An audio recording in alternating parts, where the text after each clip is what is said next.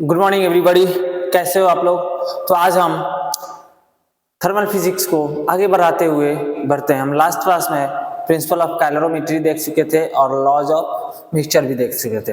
Laws of mixture या principle of calorimetry ये बोलता है कि heat loss by hot body is equal to heat gain by cold body. जितना heat hot body loss करेगा उतना ही गेन हीट कोल्ड बॉडी करेगा। ओके, और ये कंजर्वेशन ऑफ एनर्जी पे बेस्ड था। Conservation of energy means energy neither created not destroyed but it can be transfer from one body to another body. इतनी बातें हम कर चुके थे, उसी को आज आगे कंटिन्यू करते हैं।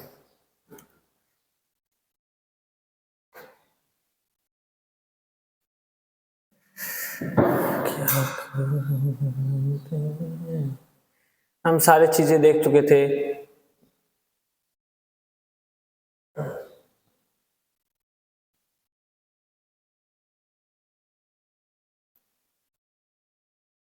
फेज चेंज की भी बात हो चुकी थी। कैलोरीमेट्री स्टार्ट हुआ था। Okay,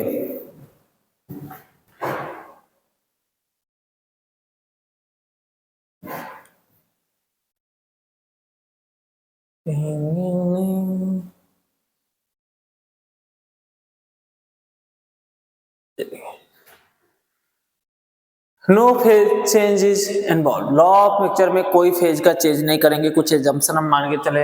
there is no heat loss to the surrounding. Surrounding के साथ भी कोई हीट लॉस नहीं होगा। इन रियलिटी रियल में सराउंडिंग के साथ भी हीट लॉस होता है। Okay, the exchange of heat continues to take place till the temperature of substance becomes equal। heat change या heat का exchange कब तक होगा? जब तक दोनों बॉडी का टेम्परेचर सराउंडिंग का दोनों बॉडी का टेम्परेचर सेम ना हो जाए। Okay, heat loss by hotter substance is equal to heat gain by colder substance। m1 s1 is equal to t1 minus tm is equal to m2 s2 tm minus t2। TM क्या है? Mixture का temperature. अब आते हैं यहाँ पे।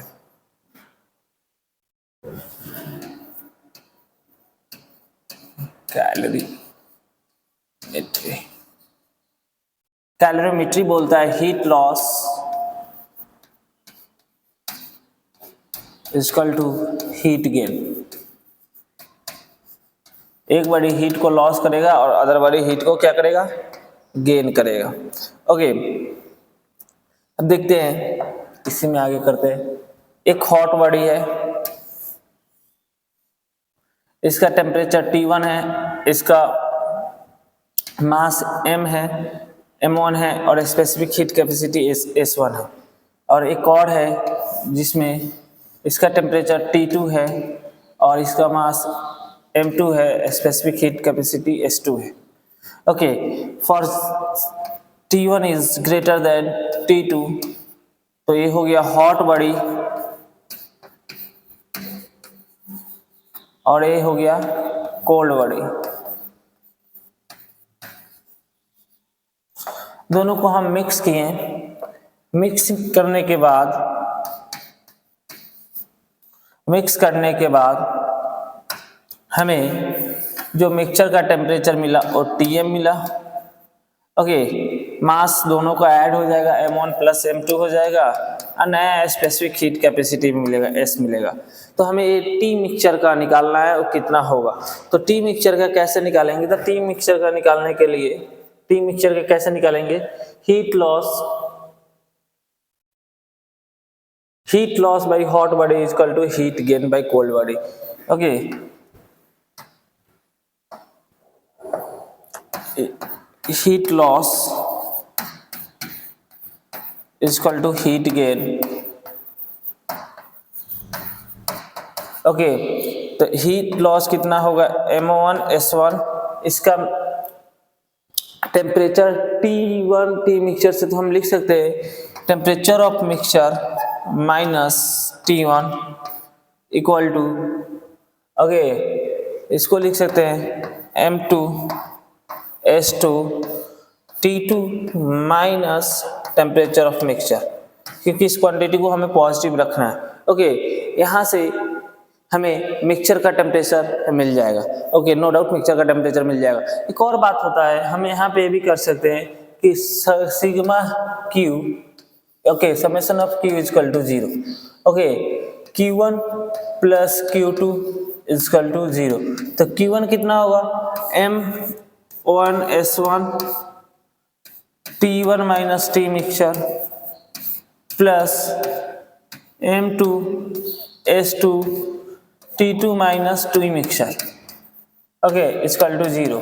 क्योंकि यहाँ पे कंफ्यूजन होता है बच्चों को, तो हमें यहाँ से लिख सकते हैं M1S1 equal to T1 minus T mixture equal to M2S2 T mixture minus T2। Okay ये कंफ्यूजन दूर करने के लिए हम सिग्मा के समेशन Q 0 कर दीजिएगा, आपको आंसर मिल जाएगा। चलिए आते हैं इधर।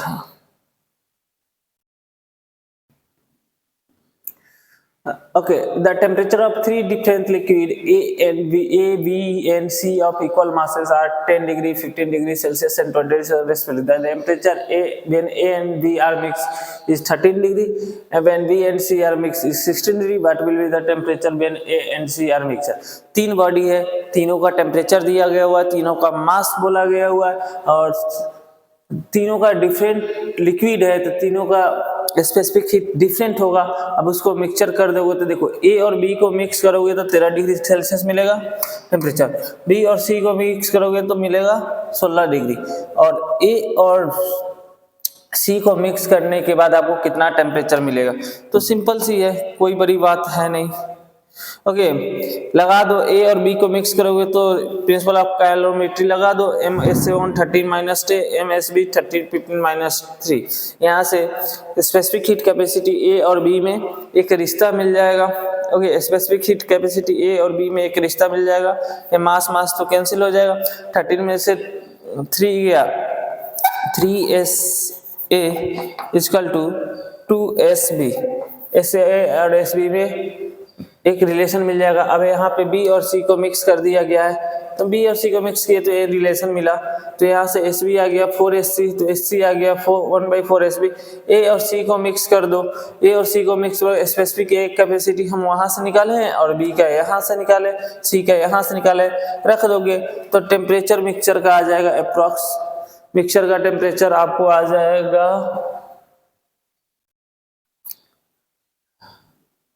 अप्रॉक्स 12 डिग्री सेल्सियस, वही किया गया है। इसका एक है स्पेसिफिक हीट कैपेसिटी और सी का स्पेसिफिक हीट कैपेसिटी बी के टर्म्स में ला के रख दिया गया है। फिर SB यहाँ से कैंसिल हो जाएंगे और टी मिक्सचर का आ जाएगा। वही क्वेश्चन है, 1 kg eight ice at -20 degree Celsius converted to n kg water at 100 degree Celsius, find the heat required to change the state of substance। तो यहाँ पे फेज चेंज की भी बात आएगी। पहले 0 डिग्री आइस 0 डिग्री वाटर बनेगा, फिर 0 degree water 100 degree Celsius water पे जाएगा। वहां पे समझे Q1 Q2 Q3 करके हम लोग निकालेंगे। आइस 1 kg वाटर बना 0 डिग्री सेल्सियस पे, 1 kg वाटर 0 डिग्री सेल्सियस पे हीट दिए तो हमें 1 kg वाटर मिला 100 डिग्री सेल्सियस पे। आप Q1 क्या लिख सकते हो, मास ऑफ आइस SIT, तो आया इतना। ओके Q1 आ गया 10 किलो कैलोरी। ओके Q2 के लिए mass of ice lighted fluid mass 1000 kg into 180 kilo calorie. Okay Q3 आ गया MSW SW डेल्टा T, इतना आ गया। Q3 आ गया 100, तीनों को जोड़ दिए हमें 190 किलो कैलोरी मिल गया। आगे कंटिन्यू करते हैं। Okay heat transfer with heat coupled. There are 3 types of mode of heat transfer.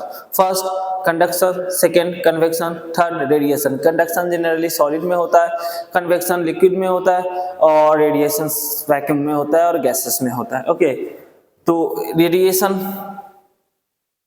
conduction, convection एक ही डायग्राम से देखो, अगर कोई आग है या कोई भी हॉट बॉडी है, उसको डायरेक्टली रॉड को सॉलिड को डायरेक्टली कंडक्ट करते हैं, लिक्विड को लेयर वाइज लेयर करते हैं, और रेडिएशंस में क्या होता है, विदाउट टचिंग होता है। ओके सुनो, ड्यू टू सॉलिड में due to temperature difference heat का फ्लो होता है, हीट ट्रांसफर होता है। कन्वेक्शन में होता है डेंसिटी डिफरेंस के कारण, डिफरेंस के कारण, और कन्वेक्शन में विदाउट एनी चेंज। ओके चलिए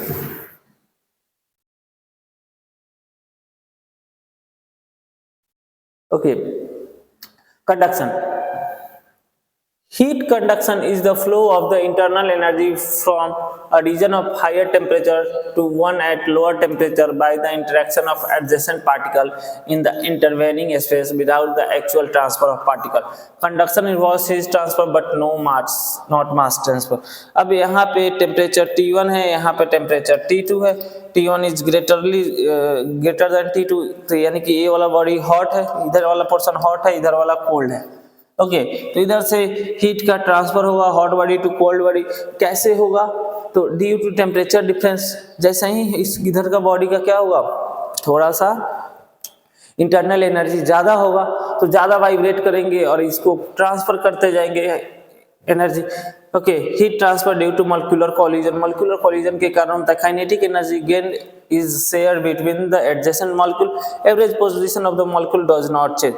एवरेज पोजीशन होता है, ये मॉलिक्यूल का पोजीशन चेंज नहीं होगा लेकिन ये रैंडम मोशन करेगा कि हीट ज्यादा है, टेम्परेचर ज्यादा होने के कारण इसको एनर्जी ट्रांसफर होगा, ये बगल वाले एक दूसरे को ट्रांसफर करते हुए आगे बढ़ जाएंगे. यही होता है कंडक्शन में. ओके अब देखो यहाँ पे बात आती है स्टेडी स्टेट कंडक्शन की. तो समझो स्टेडी स्टेट कंडक्शन होता क्या है. If the temperature of cross section at any position x in the slab remains constant with time it is different from the thermal equilibrium. Okay consider a slab of face area A. Okay एक slab consider करो and lateral thickness L whose faces have temperatures T1 and T2. तो एक slab consider किए, यहाँ का temperature T1 है, यहाँ का टेम्परेचर T2 है. एक डिस्टेंस पे जाके हम एक एलिमेंट लेंगे dx. ओके उस dx का ओके तो dx T1 क्या होगा, dx से कितना हीट पास करेगा हम लोग देख लेंगे. तो T1 है कांस्टेंट, T2 भी कांस्टेंट है. H बराबर होता है, H को बोलते हैं हीट करंट हो जाएगा dq by dt और a dt by dx where dq is the amount of heat transfer through any cross sectional in time dt. Okay तो dq by dt क्या हो जाएगा, माइनस करके a dt by dx. एक फॉरियर्स law होता है. Okay heat को बोलते हैं heat current, dq by dt को बोला जाता है dq by dt is heat current.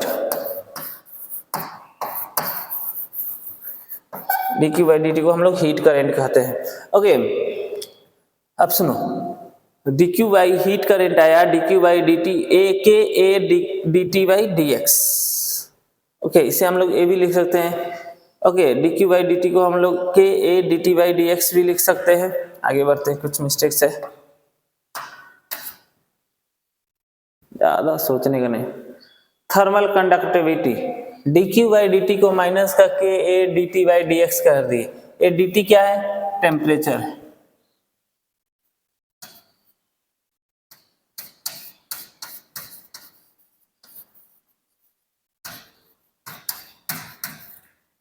Okay, dq by dt is called the rate of heat flow.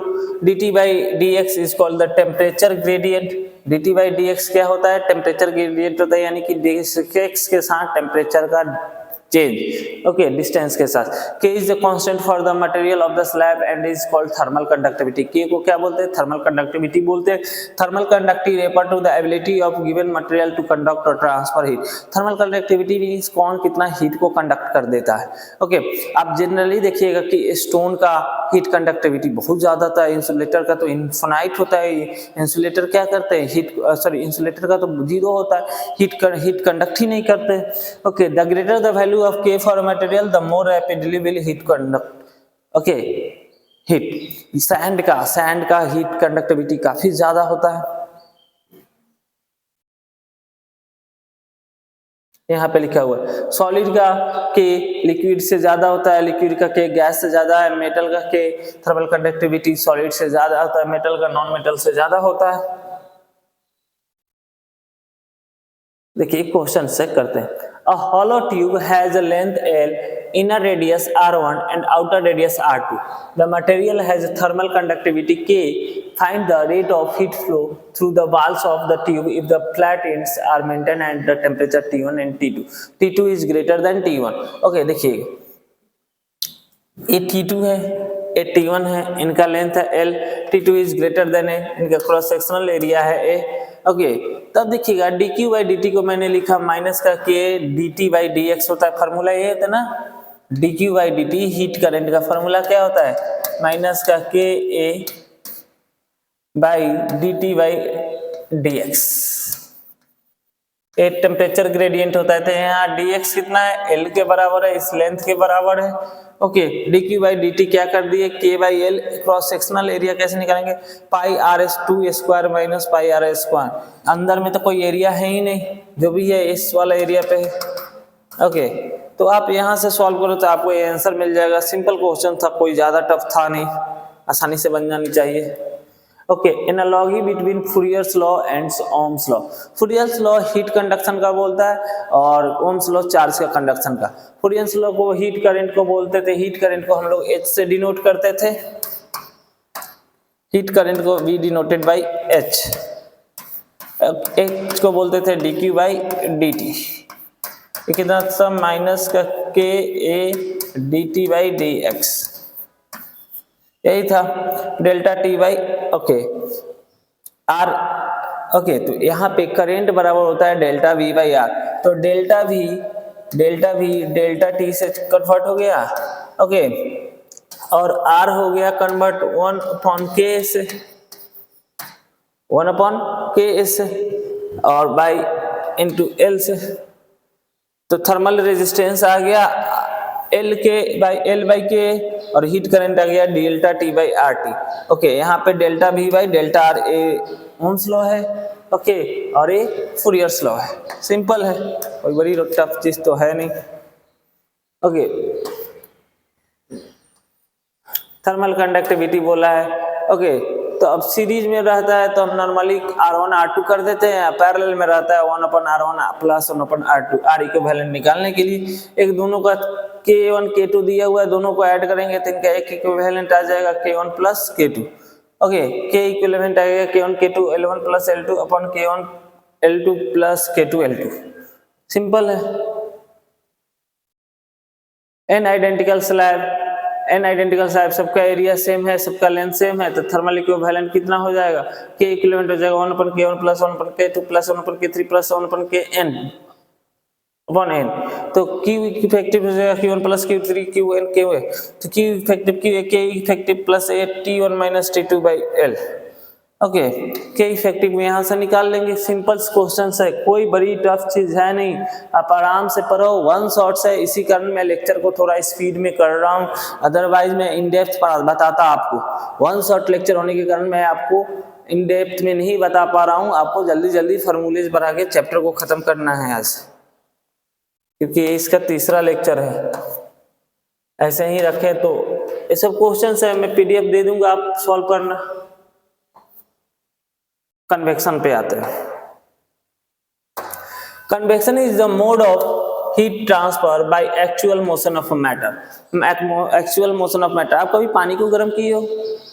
पानी को गर्म करते हो तो क्या होता है कि लेयर वाइज लेयर वो गर्म होता है. ओके, नीचे जल्दी गर्म हो जाएगा, ऊपर लेट से होता है. जो गर्म होगा वो ऊपर चला जाएगा, फिर ऊपर जो ठंडे है वो नीचे आएंगे. देखिएगा यहाँ पे हीट किए तो नीचे वाला पोर्शन जल्दी गर्म होगा तो ये ऊपर जाएगा, और ऊपर वाला धीरे धीरे नीचे आ जाएगा.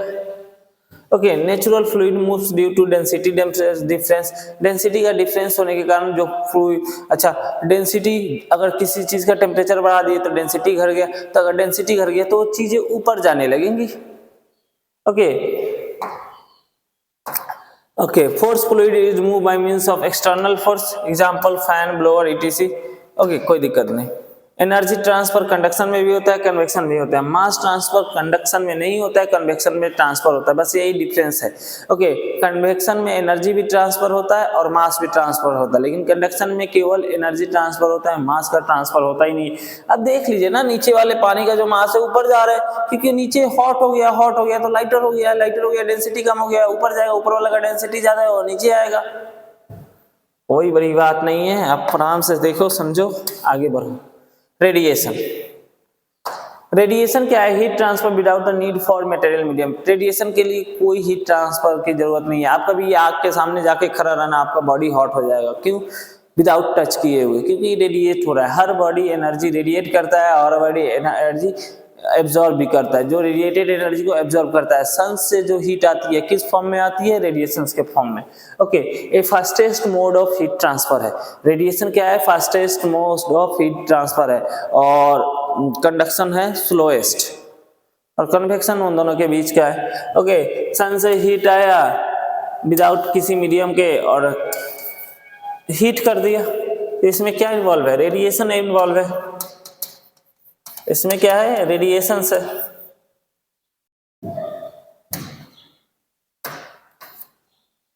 Okay, Prevost theory of heat exchange. Prevost करके एक साइंटिस्ट था, उसने बोला था कि थ्योरी दिया था, it state that every material body at any temperature above absolute zero radiates to the surrounding and at the same time absorb heat from the surrounding।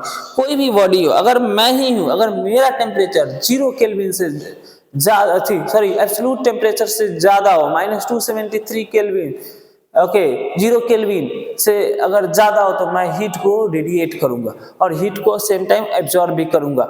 और अगर मेरा 0 एब्सोल्यूट टेम्परेचर यानी कि 0 केल्विन -273 डिग्री सेल्सियस से अगर ज्यादा हो तो ओके, अब देखिएगा यहाँ पे कुछ बातें लिखी है। The rate of thermal radiation emitted per unit time depends on surface area of emitting body, nature of emitting body, temperature of emitting body. If a body radiates more amount of heat than its temperature falls।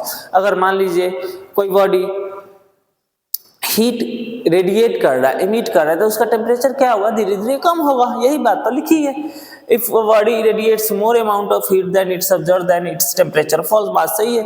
If a body absorbs more amount of heat than it radiates, its temperature rises। Okay, अगर मैं बहुत ज्यादा heat को absorb कर रहा हूँ तो मैं क्या करूंगा? मेरा टेम्परेचर बढ़ेगा।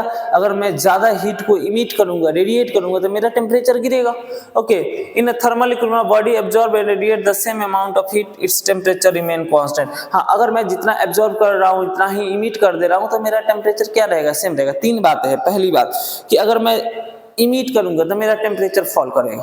ओके, मैं एब्जॉर्ब करूंगा तो मेरा टेम्परेचर इंक्रीज होगा, और मैं इमिट और एब्जॉर्ब दोनों करूंगा तो मेरा टेम्परेचर कांस्टेंट होगा। अगर सेम अमाउंट ऑफ एब्जॉर्ब और इमिट कर रहा हूं तो। Black body radiation, it is a theoretical model which is perfect observer of radiation over all wavelength। Black body क्या था? ब्लैक बॉडी रेडिएशन क्या था कि theoretical model which is perfect observer of radiation over all wavelength। जितने भी wavelength के radiation आएंगे इस सारे को एब्जॉर्ब कर लेगा। ओके, इधर से आया, आने के बाद हम यहाँ पे एक अंदर से प्योर कोल से ब्लैक कलर से आप कलर कर देते हैं। पढ़ने के बाद रिफ्लेक्ट करके सारा हीट ऑब्जॉर्ब अंदर ही रेडिएशन रह जाता है, बाहर निकलता ही नहीं है। इसी को फेरी ब्लैक बॉडी भी बोलते हैं। इसको क्या बोलते हैं? फेरी ब्लैक बॉडी बोलते हैं। यहाँ से हीट एनर्जी आया, 1 मिनट कहाँ गया, यहाँ से एनर्जी आया, इस पे पड़ा, एक कॉनिकल हुक रहता है, ये रहता है, इससे टकराने के बाद इधर गया, इधर गया, इधर गया, इधर गया, इधर गया, इधर गया, इधर गया, इधर गया, इधर गया, ऐसा ही करते रहेगा और सारा हीट एब्जॉर्ब करेगा। परफेक्टली एब्जॉर्बर होता है, इस इमिट करता ही नहीं है, रेडिएट करता है, सॉरी रिफ्लेक्ट करता ही नहीं है। इसका R 0 हो जाता है, इमिट E 0 हो जाता है और A 1 हो जाता है। फिर इस ब्लैक बॉडी आप पढ़ोगे, समझोगे। ये तो रिवीजन वीडियोस है। Room temperature, surface area, reflect more, absorb little, emits little. Okay, अब देखिएगा, reflects little, absorb more, emits more. Okay, अगर परफेक्टली ब्लैक बॉडी हो, क्या है? ब्लैक बॉडी है, एक ब्लैक बॉडी है।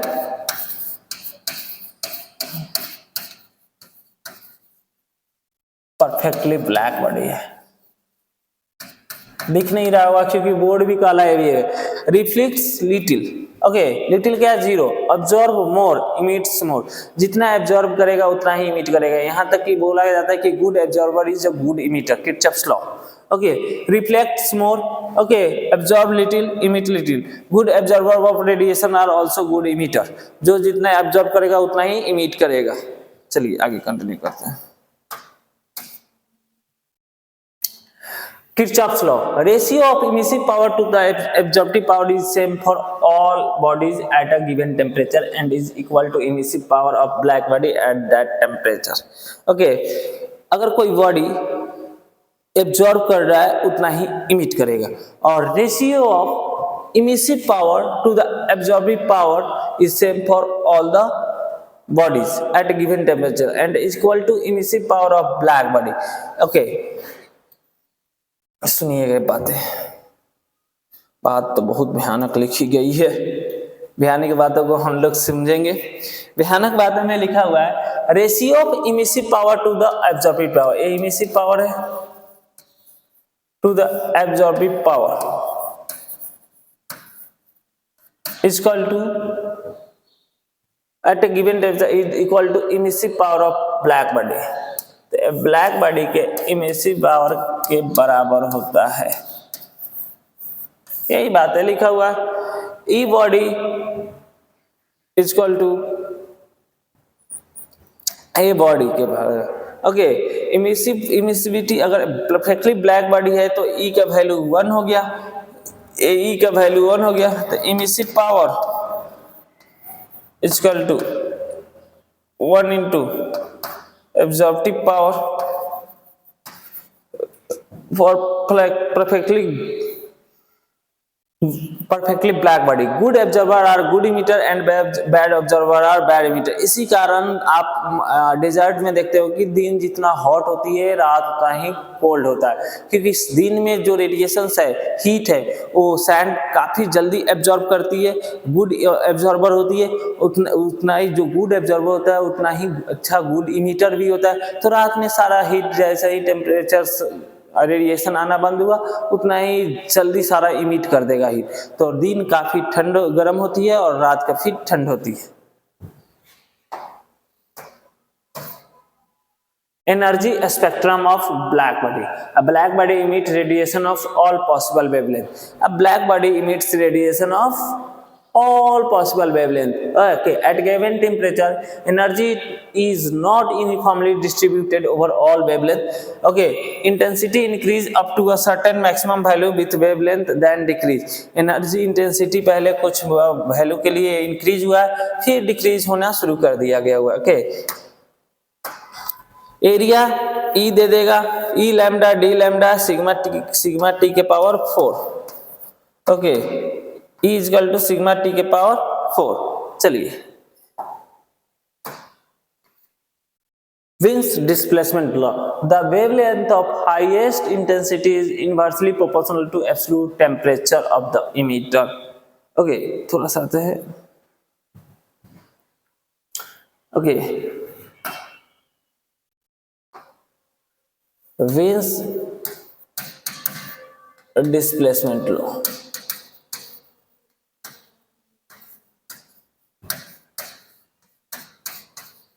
क्या बोलता है कि जो मैक्सिमम वेवलेंथ है वो इनवर्सली प्रोपोर्शनल है टेम्परेचर का।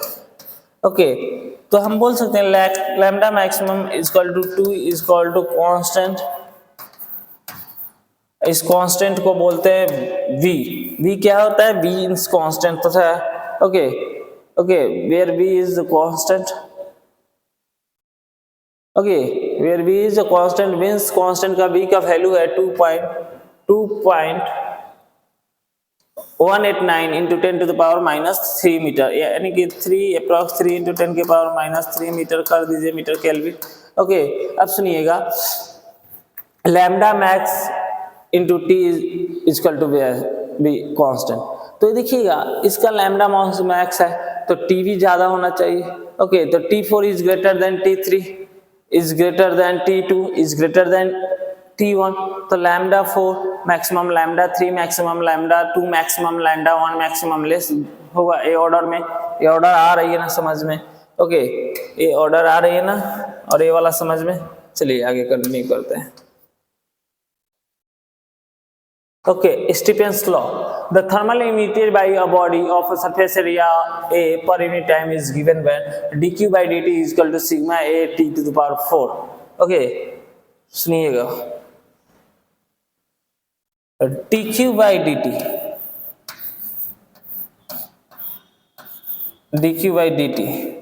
is equal to sigma A t to the power 4. Sigma क्या होता है? Stefan's Boltzmann constant.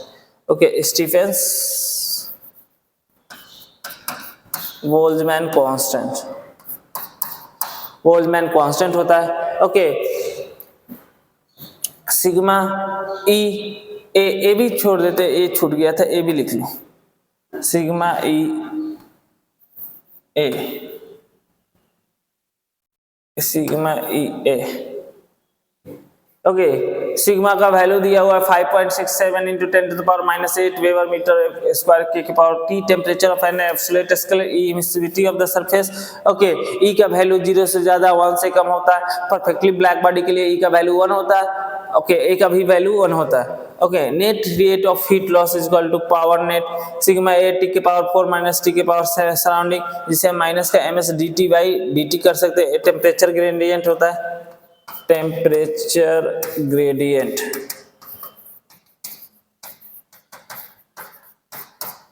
Okay, power radiation E sigma A T to the power 4, power incident A sigma A T के power 4.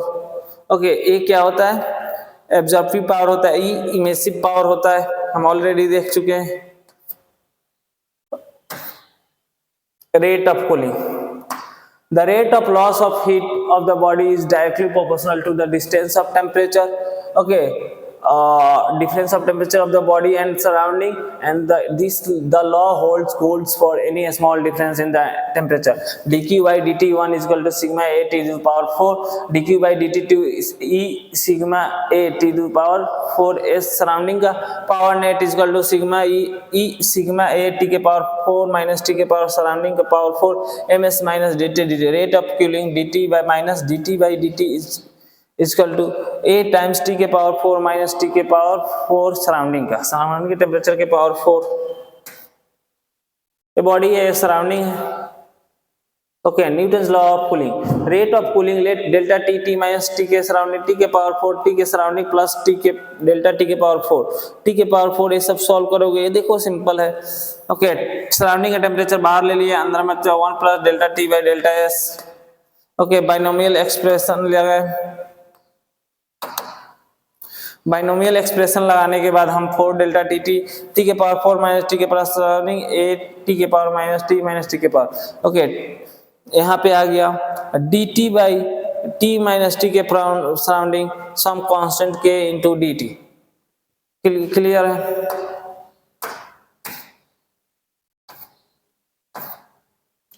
solar constant.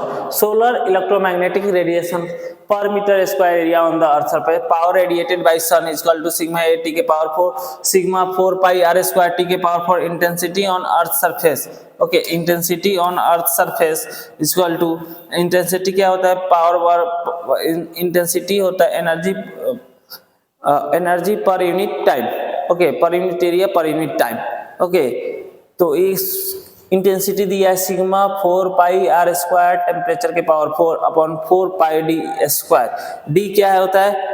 Radius होता है किसका? जहां पे सन पे. ओके, आगे चलते हैं. सरफेस पे सिग्मा 5.67 सारा वैल्यू रखो, सोलर कांस्टेंट आ जाता है 1400 वाट पर मीटर स्क्वायर. इंटेंसिटी यानी कि एक मीटर स्क्वायर का कोई पार्टिकुलर एरिया हो 1 मीटर स्क्वायर का, तो उस पर जो पावर इंसिडेंट होगा, एनर्जी इंसिडेंट होगा, वो 1400 वाट होगा. ओके, पावर कितना आएगा? 1400 वाट आएगा 1 मीटर स्क्वायर एरिया पे. ओके, यानी कि 1400 जूल आपका एनर्जी फॉल करेगा 1 मीटर स्क्वायर एरिया पे.